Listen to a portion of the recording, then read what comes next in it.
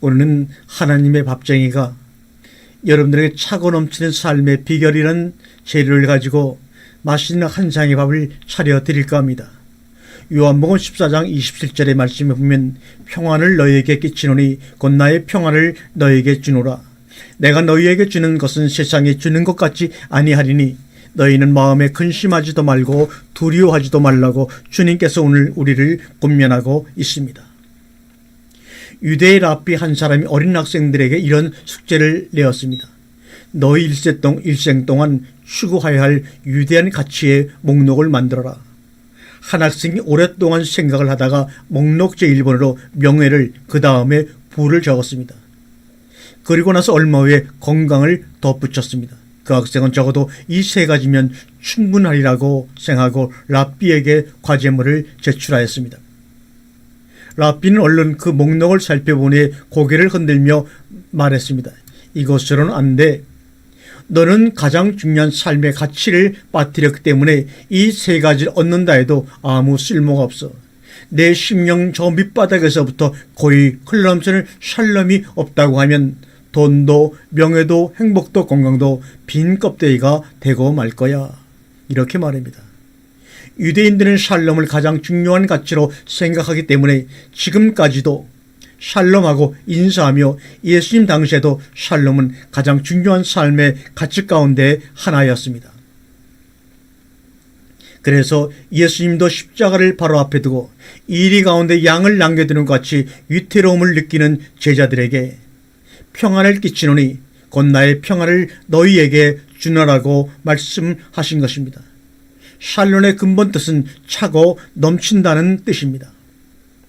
외적으로는 환난과 고통을 당한다고 할지라도 그 속에 생수의 강이 흘러넘쳐 물속에서도 불속에서도 흔들리지 않고 든든히 설 수 있는 삶의 자세를 샬롬이라고 우리는 할 것입니다. 그러나 성경에서 말하는 샬롬은 이것의 또 다른 차원을 더합니다. 즉 평안, 샬롬은 하나님께서 그들 속에 오실 때 경험하는 심령의 상태여 삶의 처음이라는 것입니다. 하나님께서 사람들을 찾아오실 때 그들이 처한 환경에 구애를 받지 않으십니다.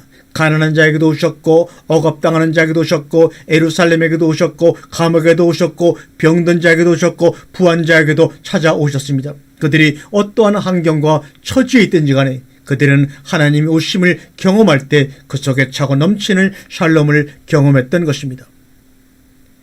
당신은 지금 당신 앞에 당신과 함께 계신 이가 누구이심을 아십니까? 평안을 가지고 평안을 주시기에 찾아오신 우리 주님이 당신 앞에 계심을 아십니까?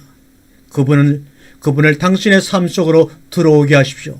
그분을 당신의 삶의 중심에서 당신을 지배하게 하십시오. 그분께서 당신 속에 넘치는 샬롬을 선물로 주실 것입니다.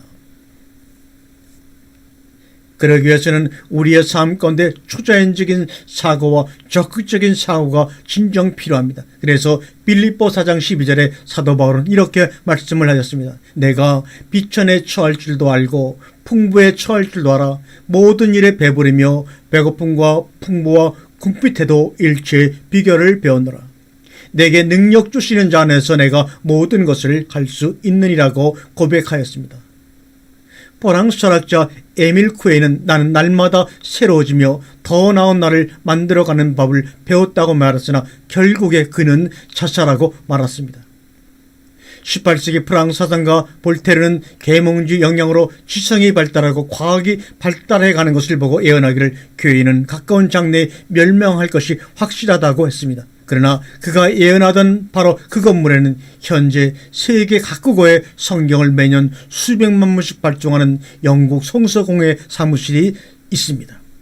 가끔 우리는 적극적인 사고방식과 신앙을 혼동할 때가 있으나 성경에 기초하지 아니한 어떠한 적극적인 사고도 결국 쓸모없는 것이 되고 맙니다. 적극적인 사고방식 또는 가능성 중심의 사고는 결코 부정적으로 사고하지 아니한다. 불가능한 요소를 찾기 전에 가능한 것이 무엇인지를 찾는다. 이 세상에 존재하는 악을 찾기 전에 선을 찾으려고 애쓴다. 인간의 악한 부분을 이야기하기 전에 인간의 존엄성의 가치를 이야기한다고 얘기합니다. 인간의 실패를 이야기하기 전에 인간은 승리할 수 있으며 승리하기 위해 태어났다고 적극적인 사고방식가들은 얘기하고 강조합니다. 정말 적극적인 사고방식은 멋진 인간을 창조해낼 수 있는 사고방식인 것 같습니까? 들어볼 때는 100% 그런 것 같이 우리를 세뇌하고 우리를 유혹합니다. 그러나 적극적인 사고나 가능성의 중심의 사고는 그리스도를 더 깊이 알 수가 없습니다. 적극적인 사고로 신앙의 깊이를 더하거나 하나님을 더 가까이 알 수는 없습니다. 적극적인 사고는 다만 우리 인간의 지성과 감성과 의지의 작용에 불과하며 인간이 가지고 있는 정신작용으로는 결코 하나님의 형상을 우리 인간 속에 만들어낼 수가 없습니다. 이것은 성령의 유일한 역사이기 때문에 그렇습니다. 우리 그리스도인들은 적극적인 사고를 하는 자들이 아니라 초자연적인 사고를 하는 자들입니다. 곧 하나님의 말씀에 근거하여 사고하고 하나님의 약속에 근거하여 살고자 하는 자들입니다. 그리스도인들은 내가 보는 것에 근거하거나 내가 판단하는 것에 근거하여 사고하는 자들이 아닙니다. 그것이 아무리 멋있고 아무리 가능한 사고를 할지라도 하나님 말씀과 하나님의 약속에 근거하지 아니한 사고는 허무에 종속되고 말 것이다, 이 말입니다.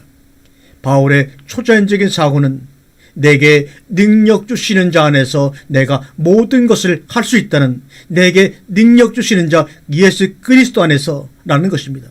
우리를 사랑하시고 구원하시며 우리 가운데 역사하시는 주님 안에서 하는 모든 사고는 인간의 한계를 초월하는 결과를 가져오는 초자연적인 사고인 것입니다. 말씀 안에서 생각하십시오. 약속을 믿고 사고하고 생각을 늘 하시기 바랍니다. 그리하면 놀라우신 우리 주님의 능력이 그대를 통하여 이 땅으로 들어올 것입니다. 아멘.